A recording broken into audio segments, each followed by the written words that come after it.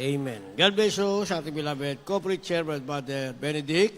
Tayo po muna ay manalangin, mga minamahal. Opo, dakilat mapagpala amang banal. Diyos na makapangyarihan sa lahat, aming pinakamamahal na Panginoong Hesus. Diyos na banayad sa pagkagalit, sa gana sa kahabagan, sa pangunang panalangin po. Aming ginagalang mga pastor and time prophet, Lord God, maraming salamat po sa paglangis mo, sa bawat bahagi na iyong balagawain na tapos na tigit, sa pagkilos mo sa aming kalagitnaan at bagong lahat kami nagpakumbaba, lalo abang lingkod, sa aming pong nagawang pagkukulang, pagkakamali, pagkasala, kabagang kami patawarin, lubos at labis po kami nagsisi sa aking mga labi, Lord God. Ikaw po magalagay, makataga dapat kasi ikaw ang kinaasahan, buksang pangunaw at kisipan ng bawat na pagkinig, at patuloy mo kaming samahan ng iyong kapangyarihan sa pangalan ni Jesus, and we bind the power of darkness and we loosen doubt, Satan cast out, be bound into hell, and be there forever in the name of our dearest Jesus we pray. Amen and amen. Everybody say, praise the Lord. Una tigit sa lahat, ang pinakamataas na pagpupulit, pasalamat, kalwalatian at kadakilaan ay tangi lamang sa ating Diyos na buhay at makapangyarihan walang iba sa ating pinakamamahal na Yesu Kristo.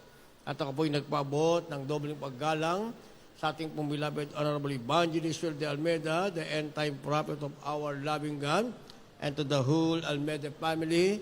At patuloy po ang ating pag-alala kailanman. Hindi po natin malilimutan ang mga turo at aral na iniwan ng ating beloved Almastan Pastor, our beloved Mama Dear, at magandang hapon po sa inyo lahat, sa ating pinagpalang mga baguhan, sa ating pong mga viewers, sa ating pong live webcast. Palakpakan muna natin ang ating pinakamalapit Yesu Kristo. Ating tatalakayin, nakalagay sa ating monitor, the times and the seasons. The times and the seasons sa Tagalog. Nilagay sa Tagalog yan. Ang mga kapanahunan at mga panahon. Kulang ang pagkatagalog. Ang mga kapanahunan at mga panahon. The times and the season. Yan po ang ating tatalakayin. Basahin natin ating teksto, kindly sa ating mga beloved Bible readers. Dati nang nasa inyong verse, pag sinabi nating basa, magbabasa na lang tayo. Basahin natin. Dito po sa unang mga tiga-Tesalonica, 5 talatay 1 hanggang 3, ganito po ang pagkasulat. Datapwat tungkol sa makapanahunan at mga bahagi ng panahon, mga kapatid, hindi ninyo kailangan na isulat ko pa sa inyo ang anuman, sapagkat kayo rin ang malubos na nakakaalam na ang pagdating kaarawan ng Panginoon ay gaya ng magnanakaw sa gabi. 3. Pagka sinasabi ng mga tao kapayapaan at katiwasayan, kung magkagayoy, darating sa kanila ang biglang pagkawasak, na gaya ng pagdaramdam sa panganak ng babaeng nagdadalang tao, at sila hindi makatanan sa anumang paraan. Amen. Amen. Palapakan muli natin ang ating mahal na Panginoon. Sabay-sabay tayong sumigaw ng malakas na praise the Lord. Ang ating pinakamamahal na Panginoong Hesus, ang ating Diyos na mabait sa langit, ang magpala ng kanyang banal na salita. Ating tinatalakay ang mga kapanahunan at mga panahon. Yun daw mga panahunan at kapanahon, mga minamahal, tayo daw ang lubos na nakakaalam, mga minamahal. Ano ang mga kapanahunan at kapanahon na lubos nating nalalaman? Ang sabi ng ating nabasa, mga minamahal, ito daw ang pagdating ng kaarawan ng ating mahal na Panginoon. Na ang pagdating daw ng kaarawan ng ating pinakamamahal na Yesu Kristo ay kagaya daw ito ng magnanakaw na darating sa gabi na hindi natin nalalaman. Sa makatuwid, mga minamahal, hindi natin pwede sabing hindi tayo handa. Kaya nga yung ating paglilingkod sa ating pinakamamahal na Yesu Kristo, hindi po tayo nagsasayang ng panahon. Ito po'y sinasabing siguraduhan na sinasabi ni Apostol Pablo, kung maglilingkod ka lang sa Diyos, siguraduhin mo na hindi nakagaya ng ikaw ay sumusuntok sa hangin, kundi bagkos ang bawat sandali ay siguradong ikaw ay naglilingkod ng tama at lubos sa ating pinakamamahal na Panginoong Jesucristo. Dahil kung hindi sigurado, mga minamahal, ayaw at sa gusto natin, ang mga panahon at kapanahunan ay darating. Ano ang darating, mga minamahal? Una't higit sa lahat, ang pagdating ng ating pinakamahal na Jesucristo. At ang mga darating pang panahon at kapanahunan, kagaya ngayon si Sedan, mga minamahal. Ilan nating kababayan ang uuwi? Almost 300, mga minamahal. Bakit? Dahil hindi maganda ang kanilang katayuan doon sa dako ng bansang Sedan, mga minamahal. ano naman ang kanilang kinabukasan pagdating sa Pilipinas, mga minamahal. Pero magtaka ka naman, yung nasa Pilipinas, papunta rin naman sa ibang bansa. Kaya nga sa airport, hindi mo malaman saan ba pupunta ang tao. Merong galing sa ibang bansa na may gera sa bansa na yan, papunta ng Pilipinas. At sila mismo ay nagtatanong, anong kapalaran, kinabukasan meron tayo sa Pilipinas? Yun namang nasa Pilipinas, papunta naman sa ibang bansa. Umaasa rin may magandang kinabukasan pagdating sa ibang bansa, mga minamahal. Ang tao parot parito sinasabing to and fro, mga minamahal, pero walang katiyakan. Pero merong isang bagay na may katiyakan, mga minamahal, ito ang sinasabing mga panahon at kapanahunan ang pagdating ng ating pinakamamahal na Hesus Kristo. Tiyak ito, mga minamahal. Tiyak, sigurado, na ang ating mahal na Panginoon ay darating at darating. Kaya sabi ng verse 2 sa ating nabasa, sapagkat kayo rin ang mga lubos na nakakaalam na ang pagdating ng kaarawan ng Panginoon ay gaya ng magnanakaw sa gabi. Pagka sinasabi ng tao kapayapaan at katiwasayan, kung magkagayon, darating sa kanila ang biglang pagkawasak na gaya ng pagdaramdam sa panganak ng babaeng nagdadalang tao, sila'y hindi makatatanan sa anumang paraan. So pagdating pala ng ating mahal na Panginoon, ang sabi rito, yung mga taong hindi naging handa, hindi sila makaliligtas sa anumang paraan, mga minamahal. Yung kanilang excuses, yung kanilang mga dahilan ay magiging walang kabuluhan, mga minamahal. Kaya maraming tao, mga minamahal, marami silang dahilan sa paglilingkod sa Diyos, mga minamahal. Minsan nga ay naidadahilan ng tao yung kanyang pamilya. Hindi ako makapaglingkod sa Diyos, gawa ng aking pamilya. Pinagpala nga tayo, nagkaroon tayo ng pamilya. Hindi ba? O yung iba walang pamilya, mga minamahal. Mahal na Panginoon, bigyan mo ako ng anak. O nagkaroon ng anak. Hindi lang isa, dalawa pa, mga minamahal. Yung iba nga, 5 pa yung anak. Ang problema, nung nagkaroon na ng anak, mga minamahal, at saka nila na lamang meron palang problema. Hindi naman pwedeng isoli yung anak mo. Hindi mo rin naman pwedeng ipamigay. Dahil pag ginawa mo yan, pag tanda mo't nalaman ng anak mong pinamigay mo sila, hindi ka nila papansingin. Mga minamahal, ibig sabihin, wala kang kwentang magulang. Hindi ba? Kaya nga, sa mga kapanahon at panahon, mga minamahal, dumating ang kapanahunan sa iyo, nagkaroon ka ng pamilya, obligasyon mo yan. Pero hindi yan excuses na sasabihin natin, hindi tayo makapaglilingkod sa Diyos. Lahat magsabi ng praise the Lord. Kung dumating naman ang mga panahon at kapanahunan na ikaw ay hindi nagkaroon ng pamilya, kagaya ko, hindi ako nagkaroon ng anak, mga minamahal. Nanalangin ako, mahal na Panginoon, bibigyan mo ba ako ng anak? Ang sagot ng mahal na Panginoon sa Isaiah, mapalad daw ang hindi nagkakaanak. Ay, mapalad pala ako. Nung nabasa ko yun, mga minamahal, hindi na ako nalangin, ako'y magkaanak. Bakit? Ang sabi ng Isaiah, mapalad daw ang hindi nagkakaroon ng anak. O, hindi ba? Pero hindi naman ako nangarap na humawak ng gawain, lalo na ganitong kalaki. Magkaroon ka ng choir member na 100 ang problema mo. O, hindi ba?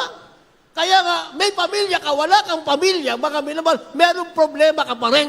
Pero ang problema mo, malulutas yan. Pagdating ng mga kapanahon at panahon na dumating na ang ating pinakamamahal na Panginoong Kristo, lutas na ang problema mo.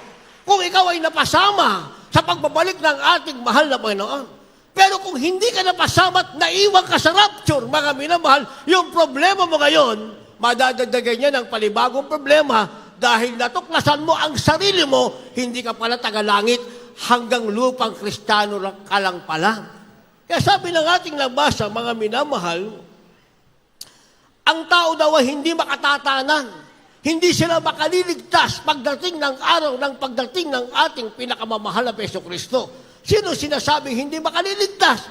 Yung hindi naglingkod ng tama sa ating mahal na Panginoon. Pero, kung naglingkod ka ng tama sa mahal na Panginoon, alam mo ang mga kapanahon at panahon na darating ang ating pinakamamahal na Hesus Kristo at ang mga senyales ay nagaganap na, mga minamahal, alam mong darating ang mahal na Panginoon. Kahit ano pang mangyari, alam mo na darating ang ating mahal na Panginoon. Kaya nga, kung ang pagdating ng mahal na Panginoon ay kapamakan sa iba, ang sabi ng banal na kasulatan, ito naman ay biyaya sa iyo dahil hinihintay ka ng ating pinakamamahal na Panginoong Jesucristo. May Diyos palang naghihintay sa'yo, mga minamahal. Meron palang kaharian, isang bagong buhay, isang bagong langit at isang bagong lupa na naghihintay sa'yo, na ang naglaan dito sa'yo ay walang iba, kundi ang Diyos na tumawag sa'yo para paglingkuran mo siya. Basa. Dito po sa aklat ng Isaias Kapitulo 30, versikulo po ay 18. At dahil dito, maghihintay ang Panginoon upang siya'y maging mapagbiyaya sa inyo, at kaya't mabubunyi siya na siya'y magdadalang habag sa inyo, sapagkat ang Panginoon ay Diyos ng kahatulan, mapapalad yaong lahat na naghihintay sa Kaniya. Amen. Palakpakan natin ang ating pinakahamang na Jesucristo. Sabi ng ating nabasa, dahil dito maghihintay ang Panginoon upang siya'y maging mapagbiyaya sa iyo, at sabi, mapalad ang naghihintay sa Panginoon. Isipin niyo, meron palang Diyos na naghihintay sa atin, mga minamahal. Kaya nga hindi pwede tayo magkaroon ng mga dahilan na hindi tayo makapaglingkod sa Diyos. Yung Diyos nga naghihintay sa atin eh. Sabi, hinihintay ka ng Panginoon. Hindi para parusahan ka, kundi upang ang Diyos ay maging mapagbiyaya sa iyo. O nagkaroon ka ng pamilya, mapagbiyaya ang Diyos sa iyo. Hindi ba? Yung palamang pagbuo ng pamilya, mga minamahal, parang sugal yan. Kasi kung nagkaroon ka ng 5 anak, mga minamahal, i-consider mo na meron kang 5 problema kagad. Bakit? Dahil kahit ano pang gawin mo, hindi mo masasabing yung 5 mong anak ay magiging matino. Sang-ayon kayo sa sinasabi ko? Dahil ikaw na anak-anak ka, ang tanong, matino ka ba? Hindi ba kung sumisyon din naman ang nanay mo sa'yo? Kailan ka naging matino? Nung nakakilala ka sa ating mahal na Panginoon. Hindi ba? Mamaya na kayo pumalakpak, pero hindi pa 100%. Dahil minsan pasaway ka pa rin kung sumisyon pa rin sa'yo ang nanay mo. O hindi ba? O ngayon, ikaw na ang nanay. Ikaw na ang tatay. Nagkaroon ka ng anak. O ngayon mo malalaman, ganito pala naramdaman ng nanay at tatay ko nung ako'y pasaway pa. Di ba? Ganito pala yung naramdaman nila. Ganito pala ang obligasyon ko. Kailangan ipagluto ko sila ng pagkain. Kailangan ayusin ko yung kanilang mga kailangan. Kailangan pag-aralin ko sila. Kailangan i-provide ko lahat ng kanilang pangangailangan. Ang tawag dyan, mga panahon sa mga kapanahunan. Bakit? Tapos na ang panahon ng magulang mo. Magulang ka na ngayon, panahon mo na yan. Naunawaan nyo ang pinag-aaralan natin. Pero yan ay panahon natin sa lupa.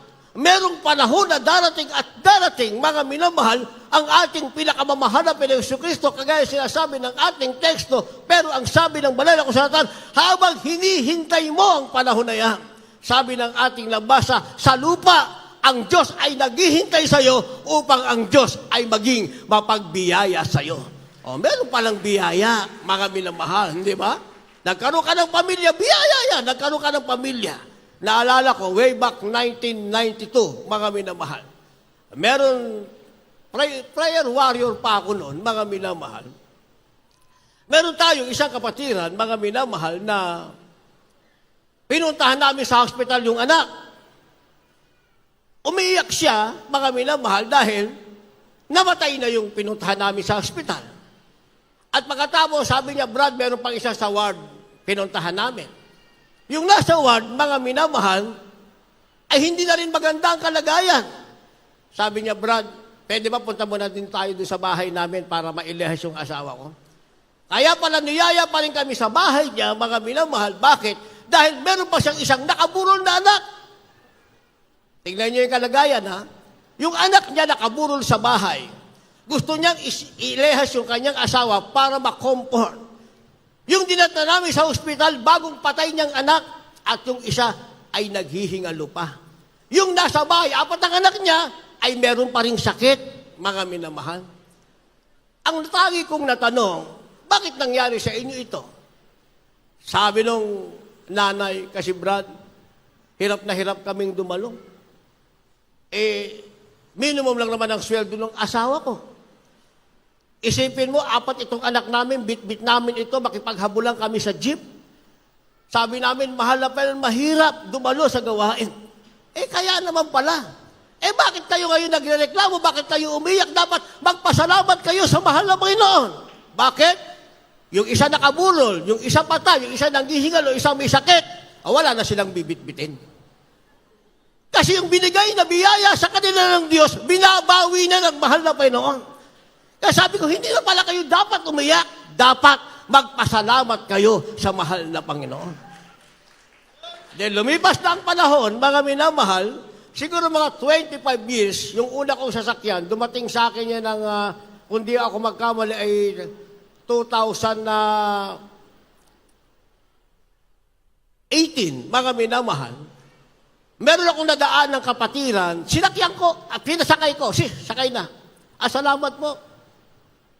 Nakita niya ako driver, habang ako'y nagmamaliho, nandun siya sa likod ko, sabi niya, Brad, nakilala niyo po ba ako? Sino po ba kayo? Naalala niyo po yung may anak na patay sa bahay, may patay sa hospital, meron pang isang naghihingalo, at meron pang may sakit sa bahay. Ako po yun. Kayo po pala yun. O kamusta na po, sister? Ngayon, naunawaan ko na, sabi niya. Ngayon, naunawaan ko na. Pag ibinigay sa iyo ng Diyos ang iyong anak, huwag kang magreklamo. Dalhin mo siya sa gawain, ipakilala mo sa kanyang merong dapat na Diyos paglingkuran. Na dapat paglingkuran. Dahil pag nagreklamo ka, yung ibinigay sa iyo ng Diyos, babawiin niya sa iyo. Naunawaan niyo? Kaya sinasabi ko sa inyo, mga minamahal, kasi ang lahat ng meron tayo, temporary, pansamantala. Pag pansamantala, hindi lahat yung panahon ay masaya ka. Pansamantala nga eh. Nagkaroon ka ng anak, isinila, wow, cute-cute ng anak ko. May pisil ka pa dito, mga minamahal. Hindi ba? Habang lumalaki yung anak mo, siyempre, pilo yan. Hindi ba? Kung ano-ano ginagawa, pinagpapasensyahan mo. Hindi ba? Minsan, hingi ng pera, pinagpapasensyahan mo. Mag-aaway pa kayo mag-asawa, sasabihin ng asawa mo, pawayaan mo, bata pa yan. Magtataka ka naman, tumanda na't lahat, humihingi pa rin sa'yo ng pera. Abusado na ata ito hindi ba? Kasi nga, temporary, pansamantala. Gayon pa man, kahit pansamantala, Diyos ang nagbigay sa'yo, anong tawag dyan? Biyaya yan sa'yo ng ating mahal na Panginoon. Hindi ba? Hindi pa rin magiging excuses, mga minamahal, o dahilan para sabihin natin hindi tayo makapaglilingkod sa mahal na Panginoon. Dahil pag hindi ka nagpatuloy na maglingkod sa Diyos ng may kasiguraduhan, ang sabi ng ating nabasa, hindi ka makatatanan, hindi ka makaliligtas. Pero pag naglingkod ka ng maayos sa mahal na Panginoon, ang sabi ng ating nabasa, hinihintay ka ng Diyos para ang Diyos ay maging mapagbiyaya sa iyo. At ikaw ay mapalad na naghihintay sa Panginoon.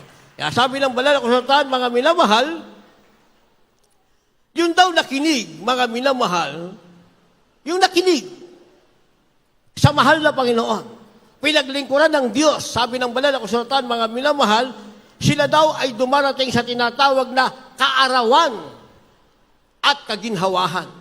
Kaarawan ng kasaganahan, at mga taon ng kaginhawahan. Basa.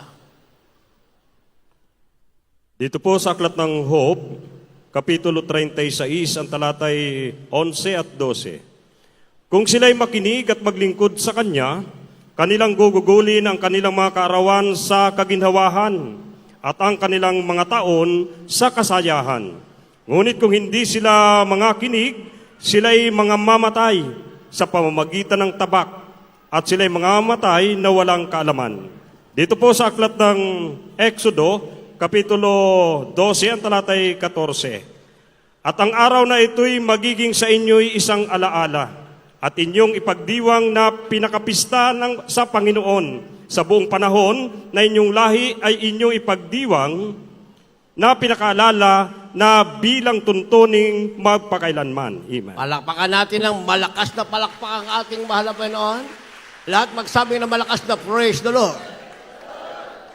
Anong sabi? Kapag ikaw daw ay nakinig, ano ba dapat nating pakinggan? Yung pangako ng Diyos. Sabi ng banal na kasulatan, mga minamahal, mismo Diyos ang nagsasalita sa iyo pag nagbabasa ka ng banal na kasulatan. Ang Diyos ay naghihintay at magiging mapagbiyaya sa iyo, mapalad ka na naghihintay sa Panginoon. Pakinggan mo yan. Pag pinakinggan mo yan, sinasabing ikaw ay mapalad at ang Diyos ay magiging mapagbiyaya sa iyo, at hinihintay ka ng Panginoon, sabi ng 11, kung sila'y makinig at maglingkod sa Kanya, naglingkod ka sa Diyos, hindi mo pinagsisisihan, ano man ang kalagayan mo ngayon, naglilingkod ka sa ating mahal na Panginoon. Ano magiging katayuan mo? Sabi, gugugulin ang kanilang mga karawan sa kaginhawahan at ang kanilang mga taon sa kasayahan. So, anong meron ka? Meron kang kaginhawahan, anong meron ka? Meron kang kasiyahan. Ang tanong, mahirap ba maglingkod sa Diyos? Sagot, mahirap ba? Magreklamo pa kayo. Pag sabi ng anak nyo, teng pera. Sabi, Mama, ano na naman anak? Shawarma. Ano na naman anak? Ano meron dyan? Lemon juice. Di ba? Mamaya, uwian na. Sabihin niya naman, anak. Sabi naman ng anak nyo, ano papa, mama? Pamasahe. Inubos mo, maglalakad tayo pa uwi. Inubos mo eh. Hindi ba? Sabi ng ating nabasa, kung makinig ka sa Panginoon at maglingkod ka, hindi pala mahirap. Dahil ang kaarawan mo at ang taon mo ay sinasabing kaginhawahan at kasiyahan, meron ka. Basta alam mo lang, itimbang ang lahat. Hindi ba? Pag-aralan mo ang lahat. Kasi naglingkod tayo sa mahal na Panginoon. Nung hindi pa tayo naglingkod sa mahal na Panginoon, wala tayong dadaingan. Di ba? Wala tayong dadaingan. Sabi nga ng ating beloved minister, Kuya Jun, ang sabi niya, isusuntok mo sa pader ang kamay mo, meron kang problema. Di ba? Nung hindi pa tayo naglingkod sa Diyos, isusuntok mo yung kamay mo sa pader. Bakit nangyari sa akin to? Yan ang tanong ko, bakit ako nagkaketong? Yung kamay mo, isusuntok mo sa pader. Pero ngayon, hindi mo na isusuntok ang kamay mo sa pader. Itataas mo, sasabi mo, mahal na Panginoon. Sabi mo, magiging pamagbiyaya ka sa akin. Sabi mo, naghihintay ka sa akin, mahal na Panginoon. Pagpalain mo ako, mahal na Panginoon. Tulungan mo akong makinig sa iyo. Gawin ko ang iyong kalooban.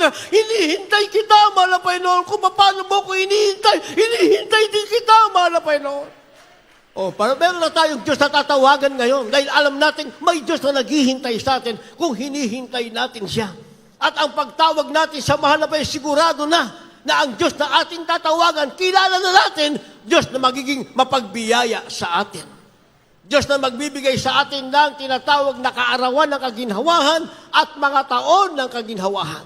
Nakalagay sa banal na kasulatan. Pero kapag hindi ka nakinig, sabi ng verse 12, mga minamahal, ngunit, kung hindi sila makinig, sila'y mga mamatay sa magitan ng tabak at sila'y mamamatay na walang kaalaman. Palakpakan natin ang ating mahal na Panginoon. Maraming namatay ng walang kaalaman, mga minamahal. Maraming namatay sa kahirapan, sa karamdaman. Yan yung ating mga kawawa at kahabag-habag na kababayan na ikinalulungkot naman natin, mga minamahal. Kaya palagi natin ipinangangaral ang salita ng Diyos sa panguna ng ating mahal na pastor, ating beloved Evangelist Joel de Almeida, the end-time prophet of our loving God. Our beloved, honorable stand pastor, our beloved Mama Del, and the beloved children sa ating panahong ito. Hindi tayo humihinto ng pangangaral, mga minamahal. Bakit? Para yung kahabag-habag na hindi pa nakaalam ng katotohanan, hindi sila mamatay ng walang kaalaman, mga minamahal. Pero tayo may kaalaman na, hindi tayo dapat mamatay ng walang kaalaman o itakwil ang kaalaman para mamatay tayong walang kaalaman. Dahil meron na tayong kaalaman. Alam na natin ang mga panahon ng mga kapanahunan na darating at may Diyos na nangakong magdadala sa atin sa isang bagong langit at isang bagong lupa. Sabi, kailangan nating makinig. Kung nakinig tayo, mga minamahal, ano ang darating? Hindi kamatayan, hindi tabak, hindi kahirapan, mga minamahal. Bagamat meron kang problema, masaya ka pa rin. Bakit? Dahil nararamdaman mo, nakasama mo ang ating pinakamamahal na Panginoong Jesucristo. Wala namang pinag-iba yan sa karamdaman, mga minamahal. Di ba? Ang karamdaman, meron din kapanahunan. Pag tag-init, may karamdamang pang tag-init.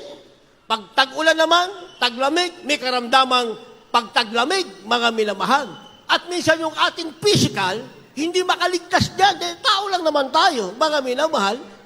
Noon mabuproblema pa tayo. Nako, tag-araw na naman ngayon. Siguradong may lalabas na sa ating pula-pula-pula, kati-kati-kati-kati. Hindi ba ganon? Problema ng tao. Hindi ba? Pag tag-ulan naman, nako, taglamig na naman ngayon. Siguradong mararamdaman ko na naman yung rayuma ko nito. Hindi ba? Pero meron na tayong Diyos na tinatawagan. Kaya na nating manalangin at sabihin sa mahal na Panginoon, kailangan natin siya dahil siya ang ating dakilang manggagama. Kaya sabi ng banal na kasulatan, mga minamahal, huwag daw natin itong kalimutan. Exodo, kabanatang 12, ang talata ay 14, ang araw na ito'y magiging na sa inyo'y isang alaala at inyong ipagdiwang sa buong panahon ng iyong lahi. Anong araw na maging alaala sa atin nang makilala natin ang ating mahal na Panginoon? Isang araw na magiging alaala, ipagdiriwang ng ating buong lahi na nakilala natin ang mahal na Panginoon at may mga panahon na darating at darating ang Diyos na nagsasabi sa ating muli tayong babalikan, umalis at naghanda ng dakong inilaan para sa atin. Meron tayong ipagdiriwang. Kaya ano man ang ating naranasan ngayon, masaya pa rin tayo, mahal na Panginoon, pansamantala lang ito. Diba? May problema ka ngayon, mahal na Panginoon, pansamantala lang ito. Alam ko namang ikaw ang lulutas ng aking problema. Yung ginagawa natin, ang laki ng problema ko dyan.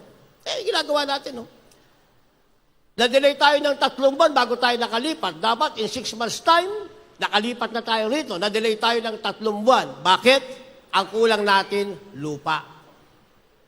Kasi wala tayong itatambak na lupa rito. Itong ating flooring, pinataas natin to ng 0.50 meters mula doon sa NLEX, mga minamahal.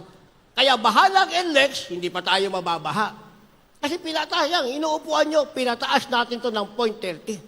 Kaya kahit gano'n pa kamahal ang lupa, binili natin. Isang truck na lupa, almost 8,000. Ngayon, gagawa na tayo ng another building. Yung 8,000 nating lupang binili noon, pinamibigay natin. Gusto niya ng lupa? Pagdala kayo mamaya, libre yan. Mahal ng bili natin yan, 8,000 isang truck yan. Ngayon, libre lang. Diba? Nakapamigay na tayo ng halos 40 na mini truck. 2 araw na hinakot yon. Pero hindi mo basta mailalagay sa mini truck yan. Kailangan mo ng backhoe. Magkano balay sa backhoe? 1,600 bawat oras. Bawat oras yun, ha? Di ngayon, dati, kailangan natin ng lupa. Tayo namimigay ng lupa. Ang problema, namimigay na tayo ng lupa. Gumagastos pa tayo. Ako, namumblema ako dyan. Pero sabi ko, bakit ba ako namumblema? Mahal na Panginoon. Di ba? Nilutas mo nga yung problema, nagkaroon kami ng bahay sa bahan, gagawin mo rin yan. Di ba?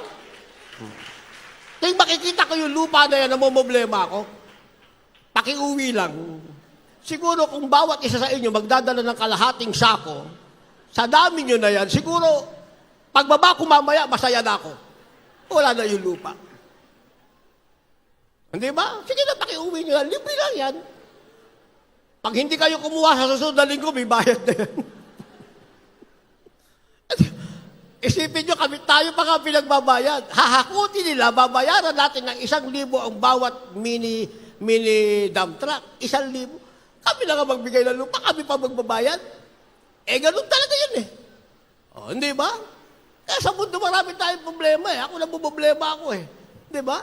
Pero itong problema, hindi ito pang sarili, para sa iglesia, mga minamahal. Hindi ba? Meron tayong problema pang sarili, meron tayong problema sa iglesia, mga minamahal. Pero, alam naman natin, sa sarili natin, wala tayong magagawa, pero may Diyos na magagawa, may magagawa para sa atin. Kaya sinasabing, nung nakilala natin ang mahal ng Panginoon, at nalaman natin ang mga panahon, ng mga kapanahunan ng panahon, na ang Diyos pala ay muling darating, ang sabi, ang araw na ito'y ating ipagdiriwang ng ating buong lahi. Palakpakan natin ang ating pinakamamahal na Beso Kristo. Sabi ng banal na kasulatan, mga minamahal, dahil alam na natin ang mga panahon, alam na natin. Tayo nakakaalam yan, tayong pinagpalang tunay na anak ng Diyos. Ang sabi, anuman ang dumating na masamang balita, ang sabi, ang anak ng Diyos kailanman ay hindi na natatakot. Basa.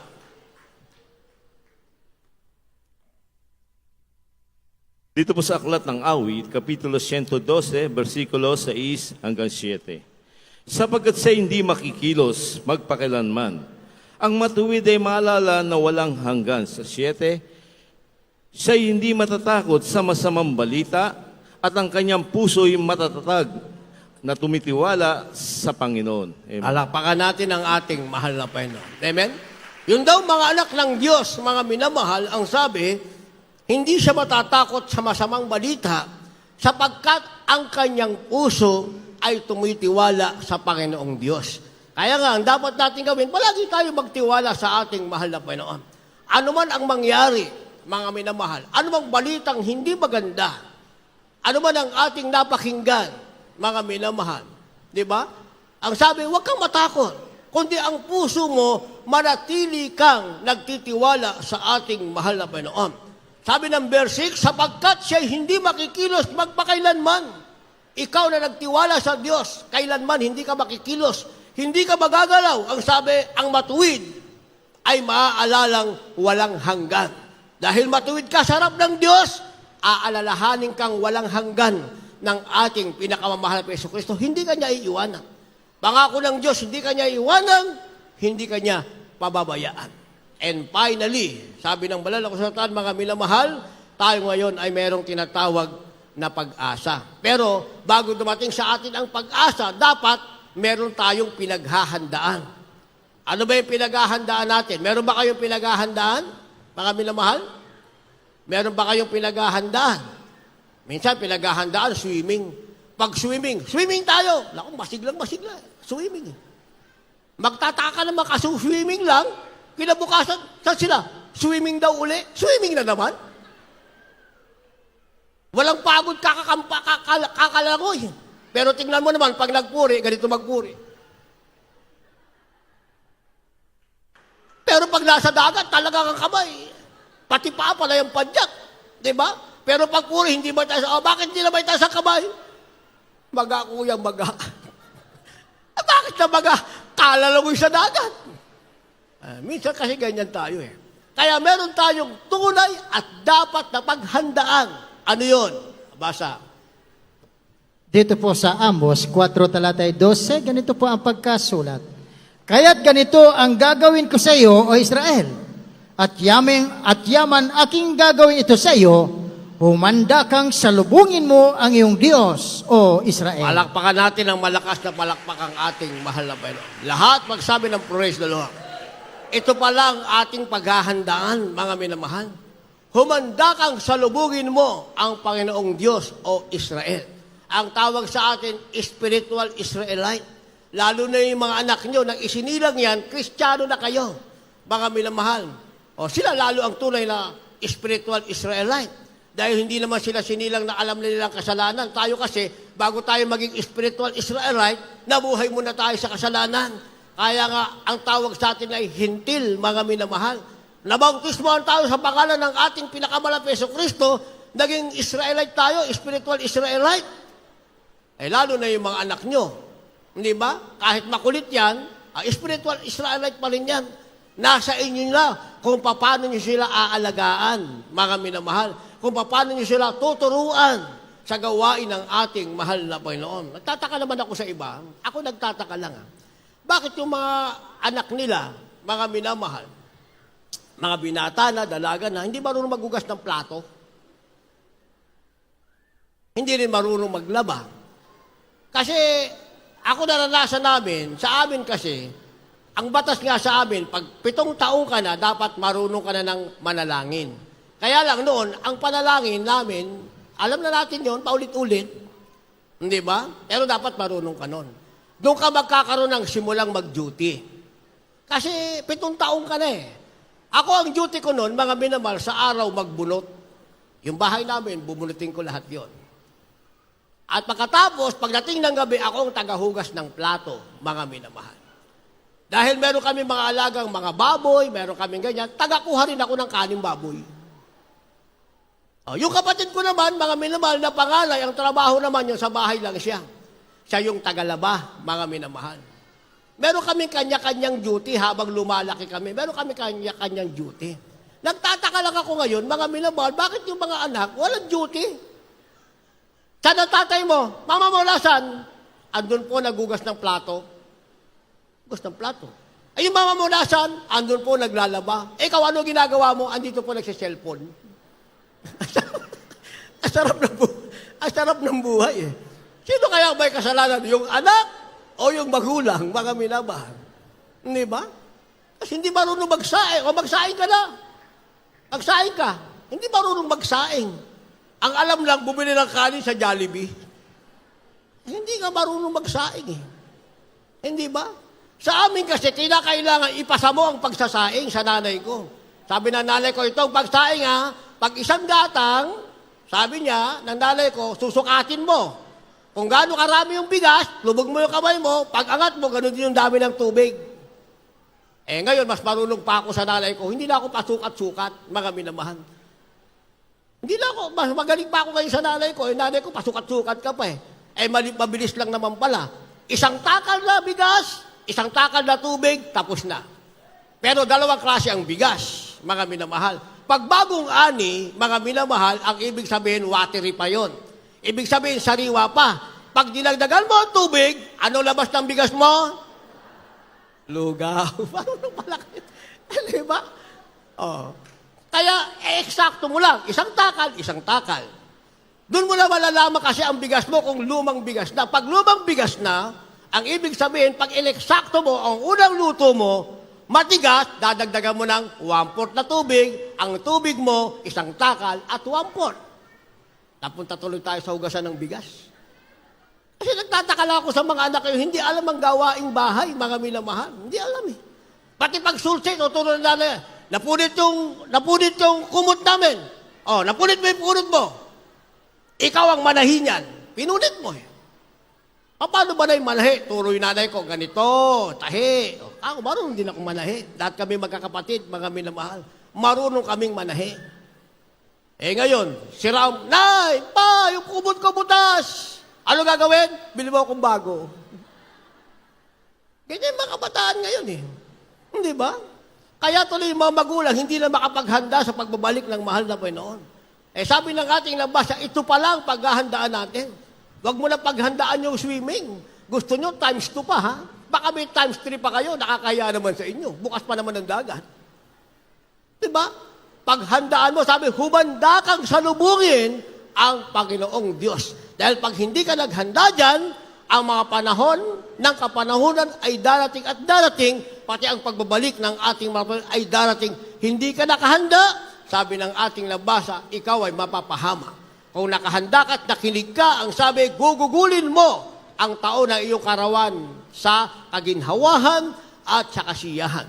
At pag naghanda ka, finally, sabi ng banal na kasulatan, nasa iyo ang tinatawag na buong pag-asa. Last verse, maghanda ating manugtog, mga magpawi. Dito po sa aklat ng Filipos, Kapitulo 1, ang talatay 20. Ayon sa aking maningas na paghihintay at pag-asa, na sa anumay hindi ako mapapahiya, Amen. kundi sa buong katapangan na gaya ng dati. Gayon din naman ngayon, ay dadakilain si Kristo sa aking katawan, maging sa pamamagitan ng kabuhayan o sa pamamagitan ng kamatayan. Palakpakan natin ang ating mahal na Panginoon. Lahat magsabi ng praise the Lord. Meron kang pag-asa, hindi ka mapapahiya.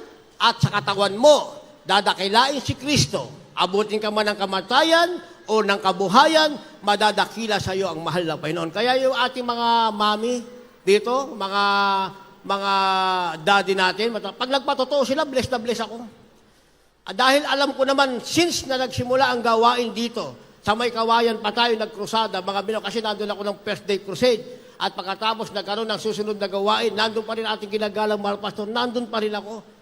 Yun, mga inabutan, yung iba kinuha na ng mahal na Panginoon sa paglilingkod sa ating mahal na Panginoon. Kaya pag nagpatotoo sila, mga minamahal, nakaka-bless. Bakit? Mula sa kabataan, dito na sila tumanda. Kayo na ang maging apo na kayo sa tuhod. Dapat gayahin nyo sila. Magpatuloy kayong maglingkod sa ating mahal na Panginoon. Sabi ng ating nabasa, meron kang buong pag-asa, hindi ka mapapahiya. Maging sa kamatayan o sa kabuhayan, sa katawan mo, dadakilain ang ating pinakamamahal na Hesus Kristo. Tayong lahat ay tumayo at umawit sa ating mahal na Panginoon. Hallelujah. Ito'y awiting joyful song, mga minamahal. Gagawin nating solemn. pamagat na di ko kayang mabuhay kung wala ka sa piling. Hindi natin kayang mabuhay pag wala sa piling natin ang mahal na Panginoon. Ang buhay nating ito, Diyos ang nagkaloob. Mabubuhay tayo hanggang sa huling hininga ng ating buhay na naglilingkod sa ating mahal na Panginoon. Hallelujah.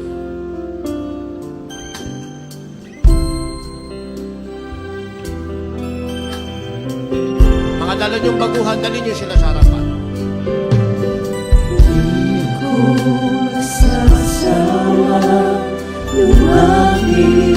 Huwag tayong magsawang lumapit sa mahal na Panginoon.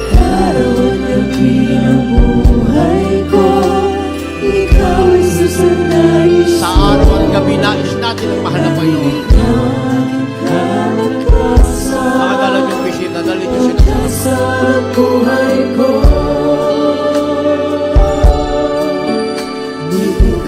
Mabuhay kung wala ka sa piling ko. Iyong ko magsasawa, lumapit sa iyo. Huwag tayong magsawang lumapit sa mahal na Panginoon. Araw at gabi sa ating buhay, naisin natin ang mahal na Ikaw Panginoon. ang susanais ko. Dahil ang Diyos ang ating kalakasan. Siya ang ating Pag-asa at buhay ko. Di ko kayang mabuhay kung wala ka sa piling ko. Ay, saya-saya ng puso. Saya-saya ng puso ko ito. Damang-dama ang lakas ng galing sa'yo. Damang-dama ang lakas na galing sa'yo. Pag-ibig mo lumaabot sa buhay ko. Hindi ko kayang mabuhay kung wala ka sa piling ko. Ay saya-saya ng puso ko ito. Damang-dama ang lakas na galing sa'yo. Pag-ibig mo'y lumaapat sa buhay ko. Di ko kayang mabuhay kung wala ka sa piling ko.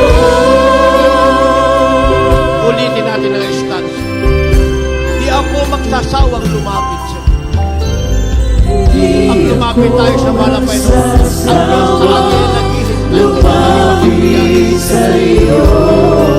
araw at gabi. Araw at gabi ng buhay ko. Ikaw ang susanais ko. Naisin natin ang mahal na Panginoon. Dahil ikaw ang kalakasan. Pag-asa ng buhay ko. Di ko kayang mabuhay kung wala ka sa piling ko.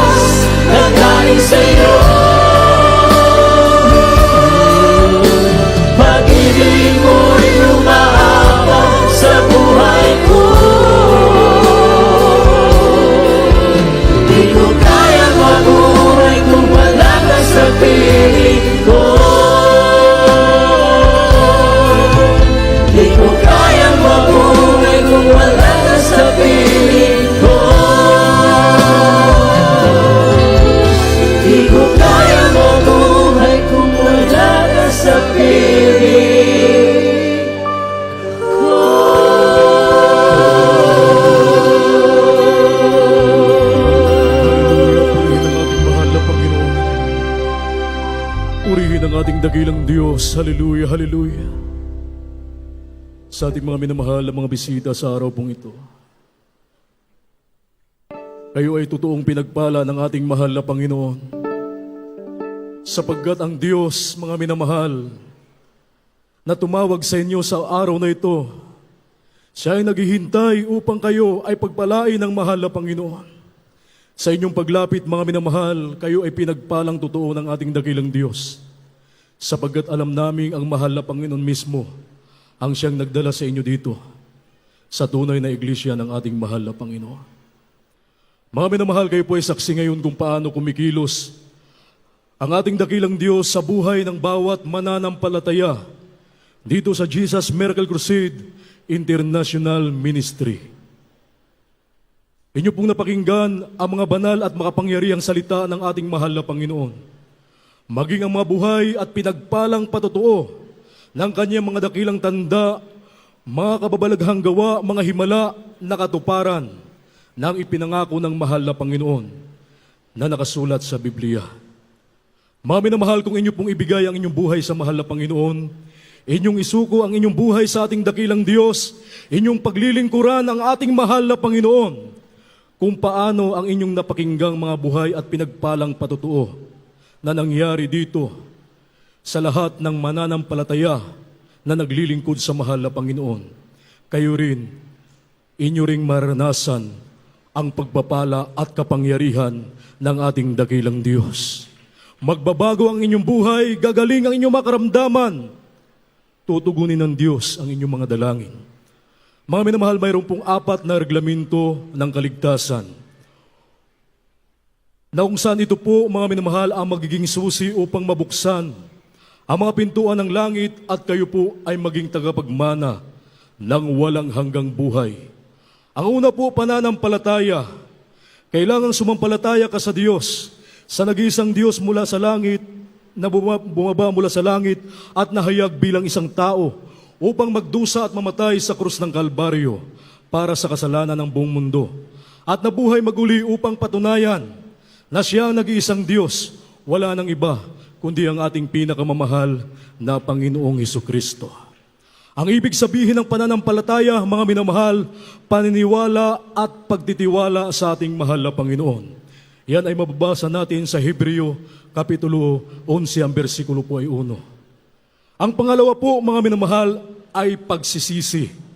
Kailangang pagsisihan mo ang lahat ng iyong mga nagawang mga pagkakasala at iwanan ang makasalanang buhay na kailanman ito po ay hindi mo nababalikan.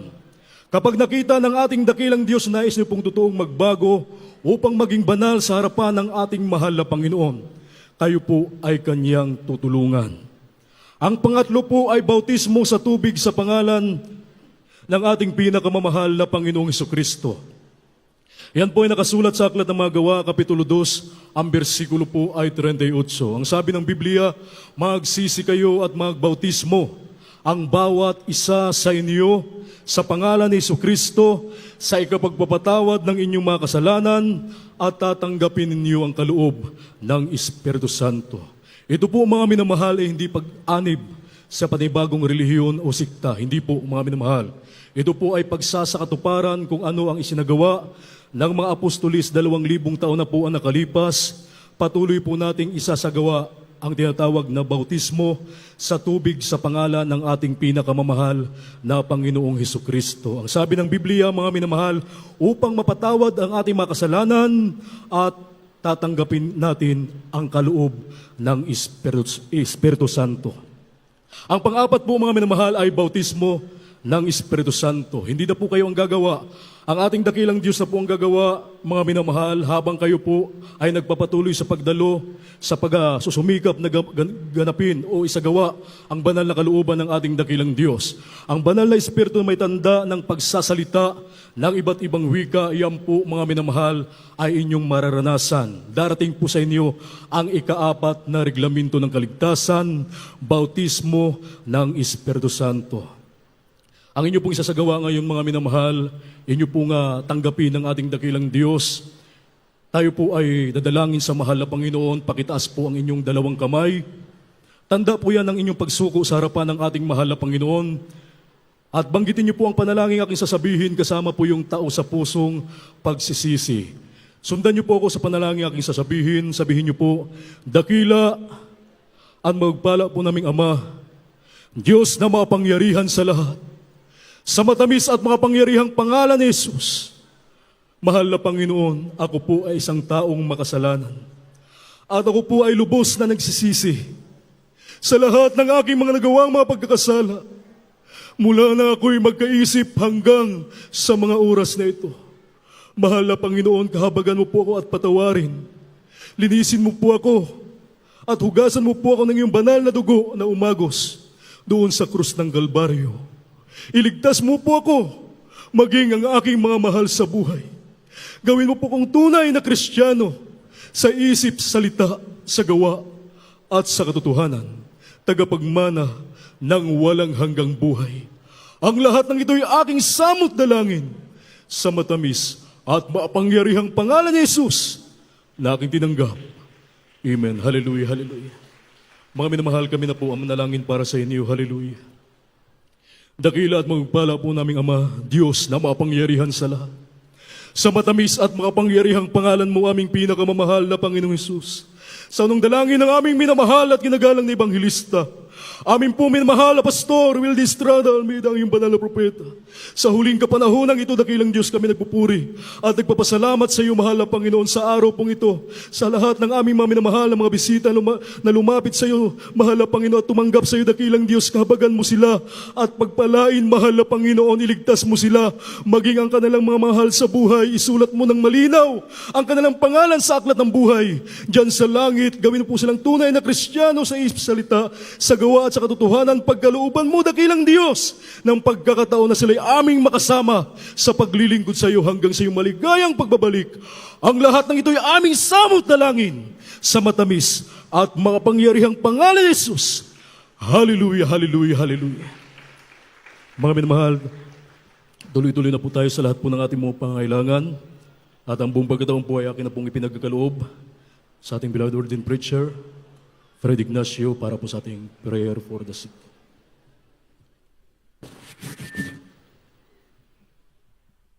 God bless you po, beloved Brother Del, my co-preacher. Maraming salamat sa ating dakilang Diyos. Ngayon po minamahal, tayo po idarako sa trono ng biyaya naman ng Panginoon. Sa ating po mapaguhan,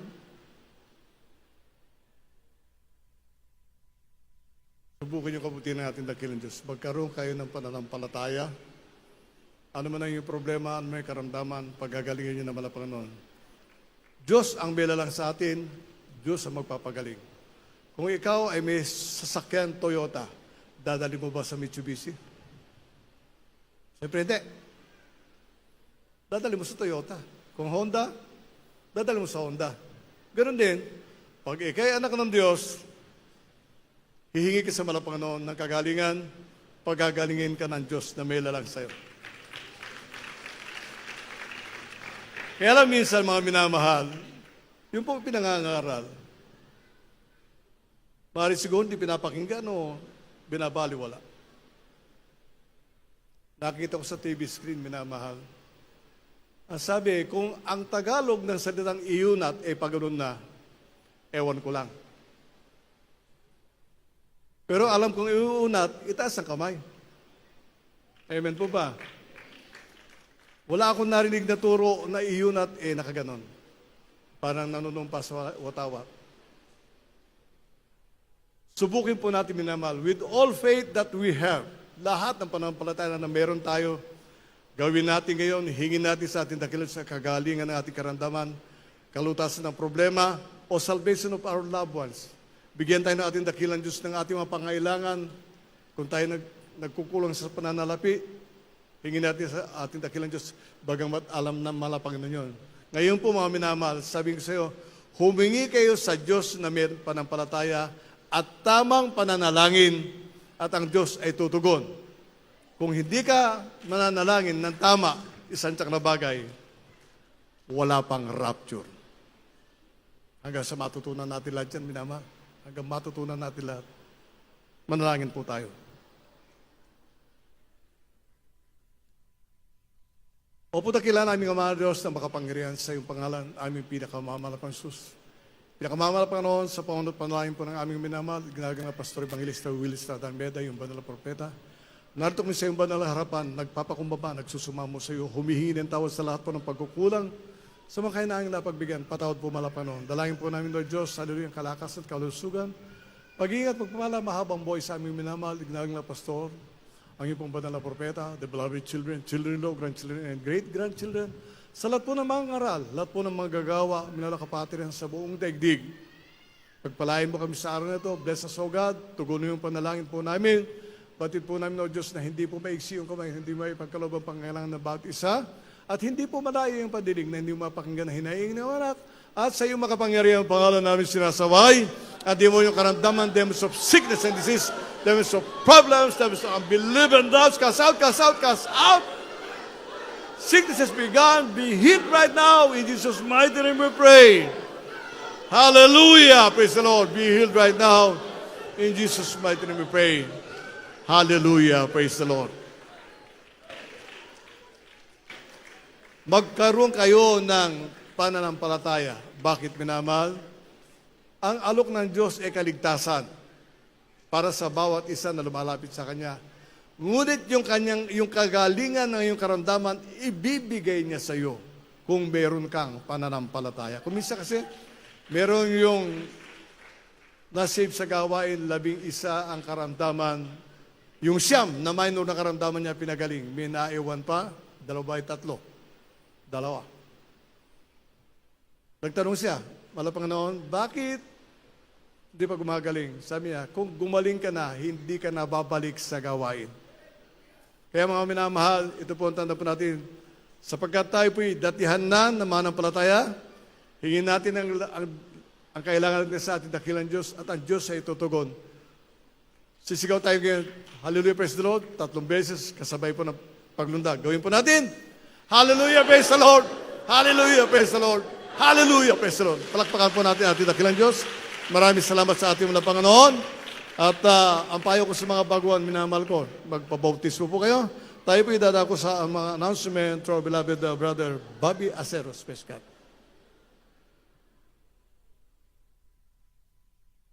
Amen. Praise the Lord. Purihin po ang ating pinakamamahal na Panginoong Yesus. Minsan na pa pong bigyan natin ng malakas sa palakpak ang ating dakilang Diyos na buhay. Hallelujah. Hallelujah. Thank you, dearest Jesus. At God bless you po sa ating beloved ordained preacher, beloved Brother Fred.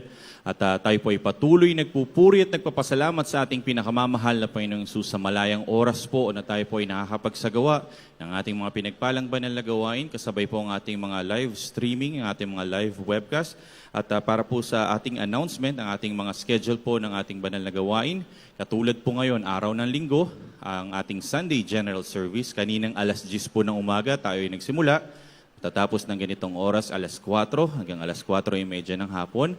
Ang ating midweek service naman po, tuwing Wednesday naman po ito, alas 12 naman po ang simula niyan at matatapos ng alas 5 ng hapon.